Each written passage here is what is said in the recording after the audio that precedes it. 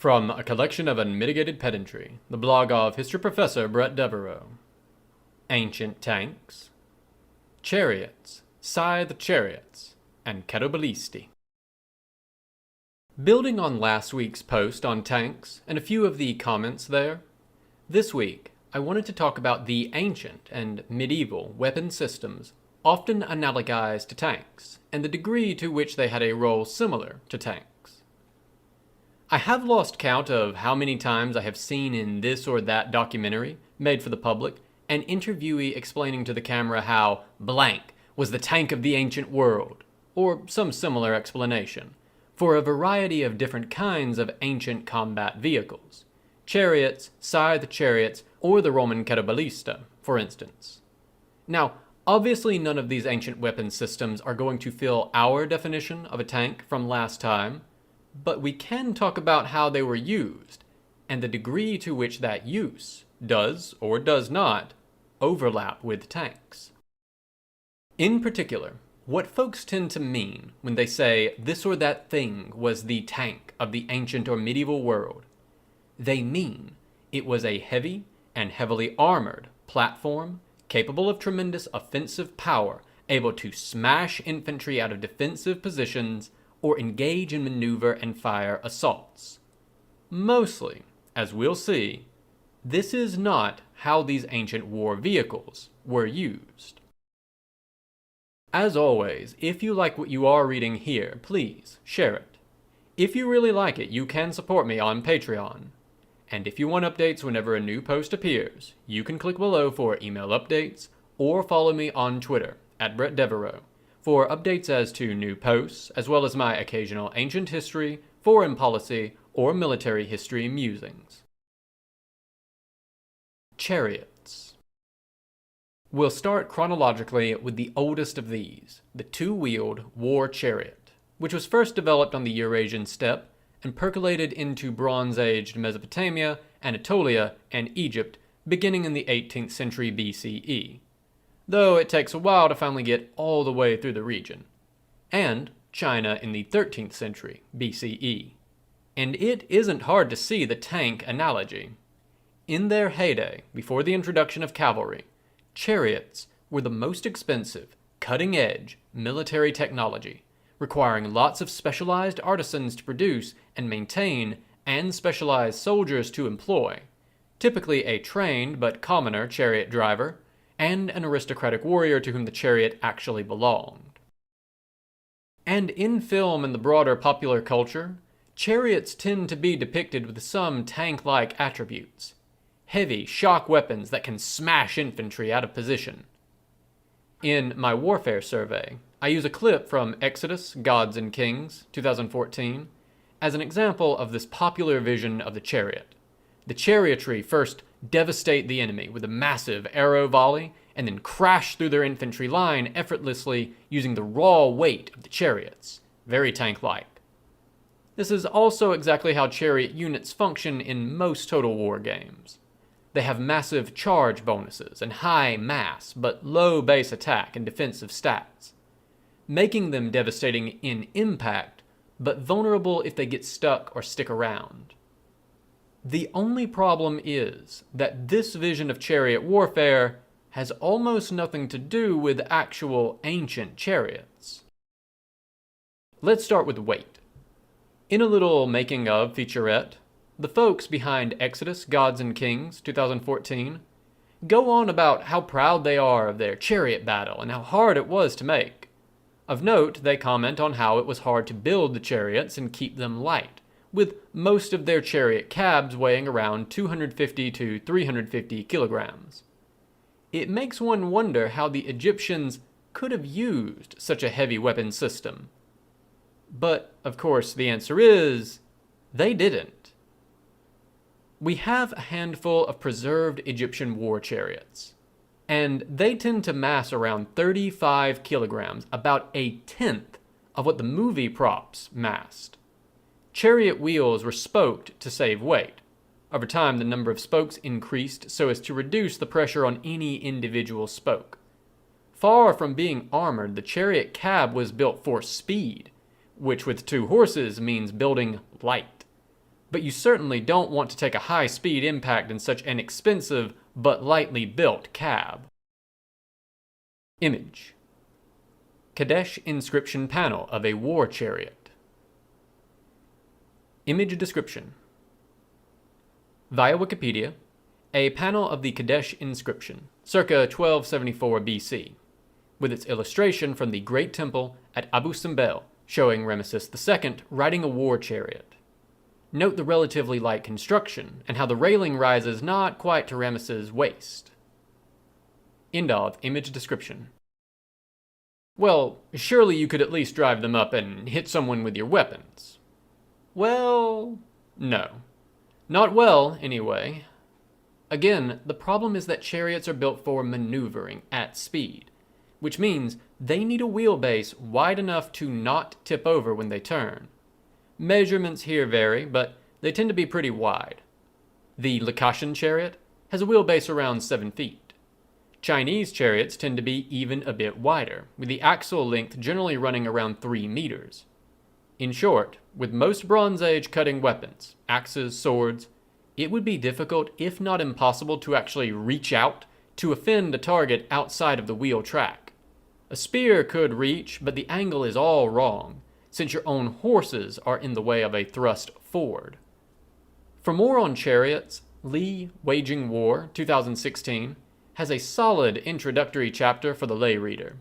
See also E.L. Shaughnessy, Historical Perspectives on the Introduction of the Chariot into China, JHAS, Volume 48, Issue 1, 1988, and P.R.S. Maury, The Emergence of the Light Horse-Drawn Chariot in the Near East, circa 2000 to 1500 BC, World Archaeology, Volume 18, Issue 2, 1986. Image: Egyptian light chariot. Image description: Via Wikimedia Commons, an Egyptian light chariot, 18th dynasty, now in the Florence Museo Archeologico. Note just how lightly this chariot is built. The cab here weighs less than 30 kilograms. End of image description. Instead, the primary weapon of the chariot-riding aristocrat were missile weapons, the composite bow, or in some cases javelins. This was, in essence, a skirmish platform. Now, it is worth noting that chariots had limited ability to absorb the shocks of moving across ground. Some later chariots use reedwork floors to cushion this somewhat, so accuracy on the move is going to be limited. You have no ability to predict the vertical motion of the chariot cab the way a horse archer can time his shots with the footsteps of his horse. But you can harass enemy infantry while on the move, or rapidly reposition to fire accurately while stationary. That said, I don't think the comparison of even the formidable composite bow with a tank's main armament is particularly useful. As discussed previously, part of the tank's advantage is bringing a lot of direct firepower to the front, where it can support infantry. But for all of its expense, for all of the space it takes up, a chariot has exactly the fire potential as a single foot archer, but much more potential to aggrandize elites, which may explain much of the chariot's popularity. Finally, chariots are scary. They are big and loud and fast and could be charged for the morale impact. If the enemy ran away, you could ride them down, firing arrows and throwing javelins. If they didn't run away, you could swerve aside and ride off. But you absolutely did not want to smash impact them, because remember that your unarmored, vulnerable, and panicky horses are in the front of your vehicle. Image: Kadesh inscription of Ramesses with bow. Image description: Via Wikipedia, another illustration of the Kadesh inscription, this time from the Ramesseum, showing Ramesses aiming his bow from his chariot. Note that this and the other image both omit the chariot driver. This is common in Egyptian artwork, where the non-elite chariot driver is either represented in miniature or omitted entirely in favor of displaying the elite warrior. End of image description. So, a light, fast, barely armored weapon system, meant mostly for aristocratic display and skirmishing with some morale shock potential. The chariot is less the tank of the ancient world, and honestly more like a technical, an improvised military vehicle produced by attaching a heavy weapon, typically a large machine gun, but sometimes even heavier weapons, to the bed of a civilian truck. This comparison seems particularly in the sorts of conflicts where, due to insufficient purpose-built military vehicles, technicals acquired important prestige, signaling function among local warlords in addition to tactical importance as battle wagons. But I suppose the technical of the ancient world doesn't quite have the same ring to it. Image. A modern technical. Image description. Via Wikipedia, a technical, in this case, used by Ansar Dine Salafi Jihadist Group in 2012.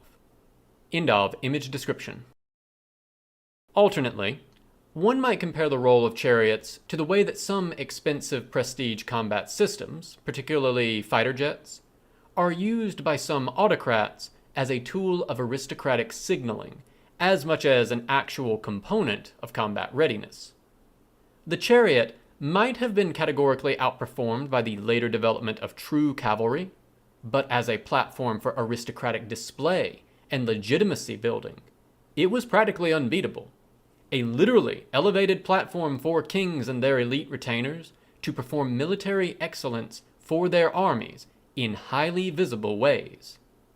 It is striking that, even once chariots lose their battlefield role, they are retained in some places as command platforms for kings and officers.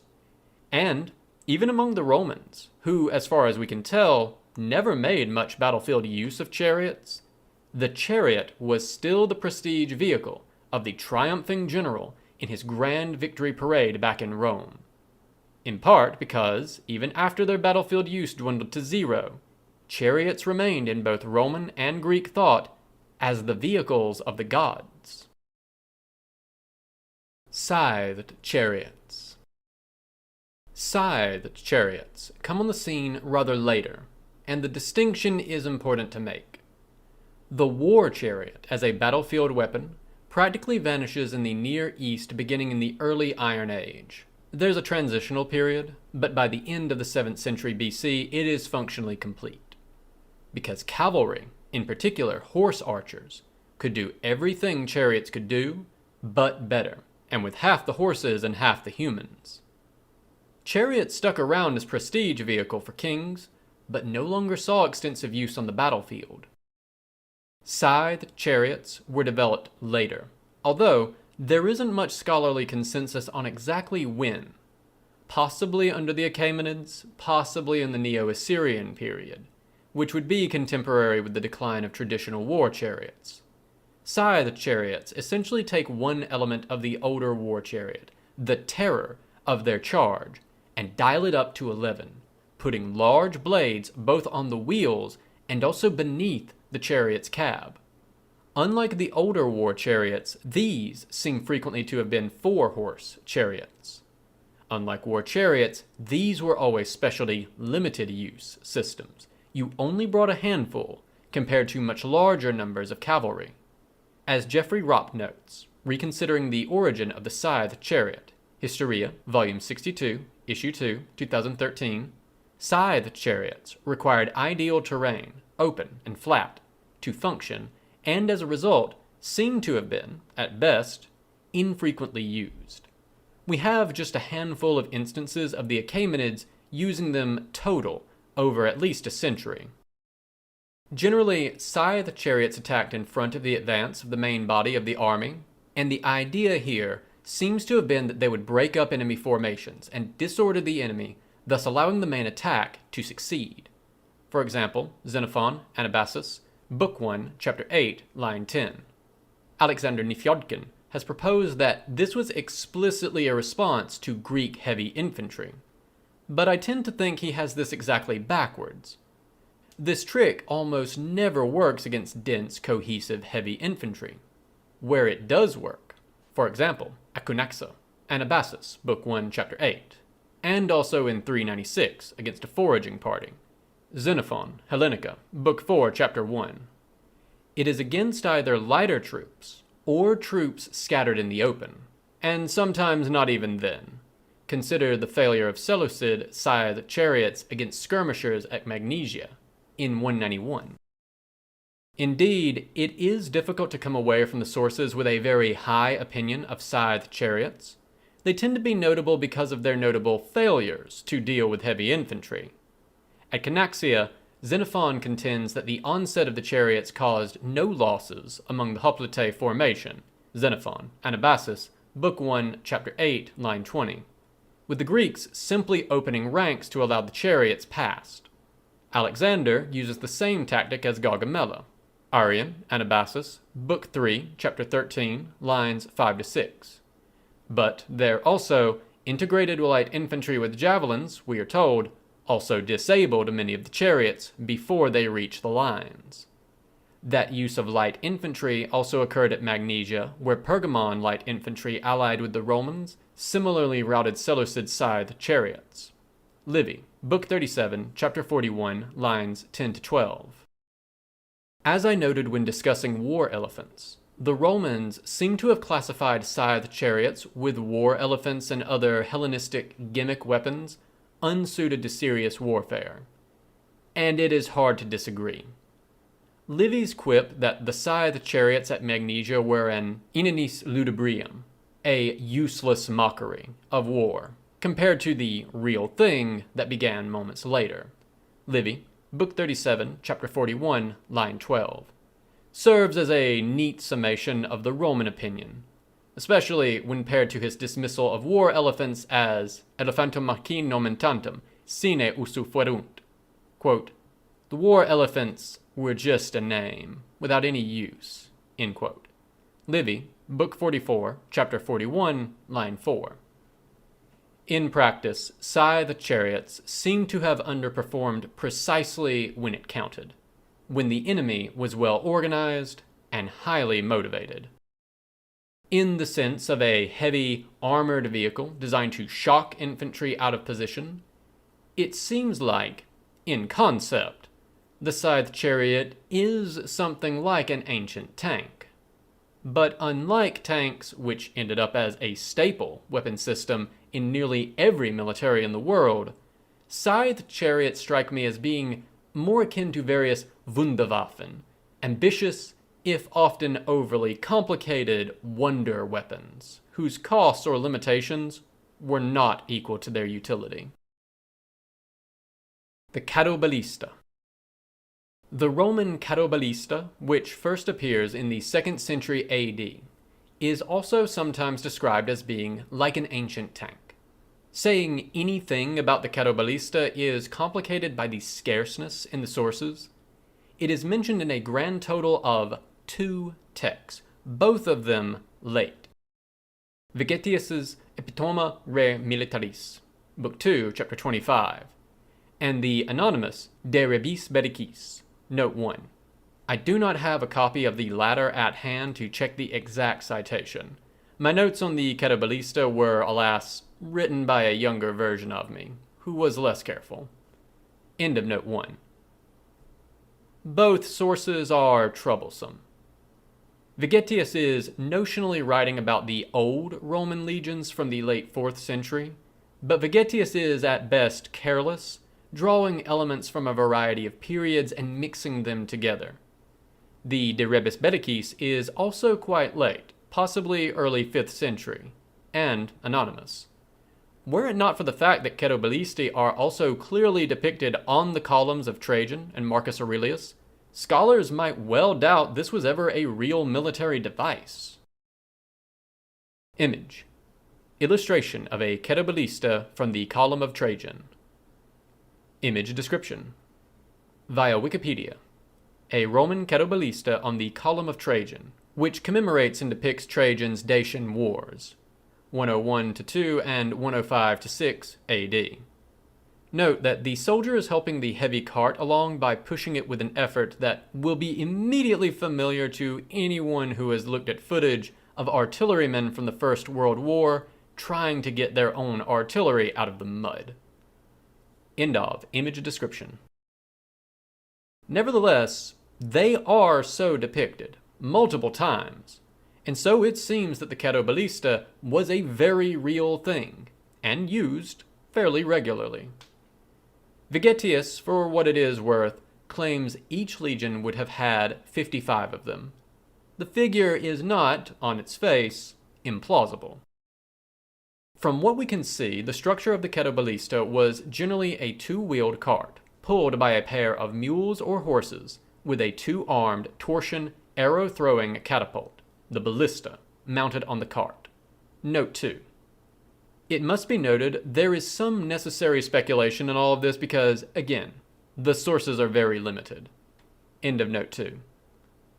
This was a crew-operated weapon, as Vegetius notes, with each Carroballista having a contubernium, a unit of 8 soldiers assigned to it. Though on the columns of Trajan and Marcus, the weapon itself seems to be worked by a two-man team. And unlike the chariot, which could only develop the same fire potential as a foot archer, the Carroballista could hit a lot harder. Vegetius again notes that neither the heavy armor of cavalry nor the shields of infantry could stand up to it, which is perfectly believable for a Roman torsion catapult. These things hit hard. So, we have a mobile, powerful, direct fire platform. Is it a tank? Well, no. First off, from what we see on the columns of Trajan and Marcus, the Carroballista is entirely unarmored. Not only the cart, but also the animals lack any kind of armor. Moreover, the animals on the columns are mostly mules, not horses. The choice of mules suggests an emphasis on endurance and pulling strength over raw speed. We have no idea how heavy a Carroballista was, but the choice of mules would seem to suggest fairly heavy indeed. Moreover, a close look on the Carroballista on the columns reveals that at least one of the crew members is always shown on foot next to the cart, either assisting in firing or helping to push it. Only one soldier is ever shown riding in the cart. If, as Vegetius suggests, the whole system had a contubernium assigned to it, there's no way they could all have moved on the cart or its draft animals. There isn't enough space. So the mobility of the Carroballista is necessarily limited to the foot speed of its operators. Which brings us to operation. Loading a ballista requires the working of a winch, with a ratchet to prevent premature release, at the rear of the weapon, to pull the bowstring back. This stored energy, because the string was attached to a pair of levers, which were in turn inserted through a pair of torsion springs, typically made out of sinew or hair, kept under tension. Pulling the string back further twisted the torsion springs so that once the string was released, they would snap back into their previous position, launching the projectile, with some engines designed for throwing arrows and others for throwing stones. Note 3. Ancient torsion engine terminology here is tricky. In modern parlance, we tend to call arrow-throwing devices ballista and rock-throwing devices catapults. But in ancient usage, these terms don't precisely follow. In the late Republic and the early Empire, it is the larger stone-throwing engines which get term ballista, while smaller arrow-throwing engines are a catapulta, or more commonly a scorpio. For reasons that aren't entirely clear, but may be related to some technical differences in the design of the engines and the shape of the torsion arms, by the late Empire the terms largely reverse positions, with catapulti being larger rock-throwing engines, note also the onager by this point, while ballistae are the smaller arrow-throwers. For more on this technical question, and on ancient artillery in general, the standard reference work remains E.W. Marsden, Greek and Roman Artillery, 2 volumes, 1971, though it can be quite difficult to get a hold of. End of note 3. Needless to say, that requires a fair amount of muscle power to be put to the winch back, which, in at least one of the panels of Trajan's column seems to be what the soldier on foot is doing. One wonders if in practice the weapons were designed to allow two soldiers, one to each side, to winch together. Other Roman torsion catapults were designed like this. The soldier, apparently in the cart, aims the weapon. The important implication here is that this is a system which cannot fire while moving, or more correctly, cannot reload while moving. That impression is reinforced by how Vegetius describes their use, with the Carroballista having two roles, defending camps and firing from behind the heavy infantry line. Note 4. Non solum autem castra defendum, verum etiam in campo post Achaeum gravis amature parumtur. Quote, they not only defended the camp, but indeed in the field are placed behind the line of heavy infantry. End quote. End of note 4. Image. Carroballista from the column of Trajan. Image description. Via Wikipedia, and also from the column of Trajan, another Carroballista, this one apparently in action. The soldier to the far left seems to be turning the winch, while the soldier in the cart aims. End of image description. So what we want to imagine here is not a hypermobile tank dashing about the battlefield firing on the move, but rather a mobile field artillery piece, able to relocate at something like a jogging pace during a battle to set up at one protected firing position to the next, and offering fire support over the infantry line which protects it. In this sense, the Carroballista is less like a tank and more like 17th to 20th century horse artillery. While nearly all artillery of that period was drawn by horses, horse artillery took this a step further by employing a much larger team of horses for each gun, allowing the entire crew to be mounted. Of course, they couldn't fire on the move either. The idea was that they could rapidly reach a new firing position to unlimber, note 5, glossary, set up the guns, end of note 5, and fire, similar to how modern self-propelled artillery can shoot and scoot. Conclusion. It is perhaps not surprising that none of these ancient systems is actually a very good analog for tanks. Tanks were, after all, created to solve a battlefield problem, overwhelming firepower that could effectively prohibit infantry advance over open ground, that didn't exist before the modern period. Contrary to what one might sometimes see in movies and video games, even the best archers could not produce enough downrange fire to actually stop a determined infantry charge. The French at Agincourt reached the English after all, even if they didn't then win. But of course, machine guns could. Now, at the beginning, I said I would stick to ancient vehicles. But of course, there is one other kind of pre-modern combat arm which gets compared to tanks. Cavalry. And there is something to that. Many countries' armored formations are the direct heirs of earlier cavalry formations, and at various points, tanks or other armored fighting vehicles have done some of the jobs, especially scouting, that would have in earlier eras been assigned to cavalry. At some points, light tanks were used for reconnaissance, and these days that is often one of the roles of specially outfitted IFVs, like the M3 Bradley Cavalry fighting vehicle. We have of course discussed cavalry dynamics here at some length, though focused purely on the pre-gunpowder era. Discussing the way that the lineage of various cavalry forces shaped the emergence of armored forces is beyond the scope of this post. But for the curious, I should note that Nicholas Morin has a series of videos detailing the interwar development of tank doctrine in various militaries, which often gets into the debates that were had about the future battlefield use of the horse, and the place of tanks and other armored fighting vehicles in a truly modern, mechanized cavalry. That said, I think that comparisons describing this or that ancient or medieval fighting system as the blank of the ancient medieval world tend to obscure more than they elucidate, and often serve as cover for a failure to really interrogate how these pre-modern combat arms actually worked in practice. It is, unfortunately, the rare bit of public-facing history that efforts to do this effectively without recourse to inaccurate modern analogies or absurd hyperbole.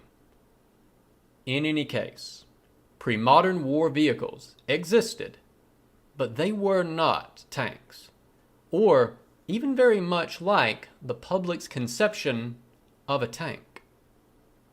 Next time, something that doesn't have much or anything to do with tanks. This has been a recording from a collection of Unmitigated Pedantry, the blog of history professor Bret Devereaux, recorded by myself, A Great Divorce, for accessibility and sharing purposes. If you enjoyed this content and wish to engage with it or support Bret, please check the description for links to the original post on his blog, his Twitter, and his Patreon. I highly encourage you to share, support, and engage with his works on any and all platforms if you are so inclined. If you wish to support me, please do remember to like, share, and subscribe to this or any other content here that you enjoy. Thank you so much for listening.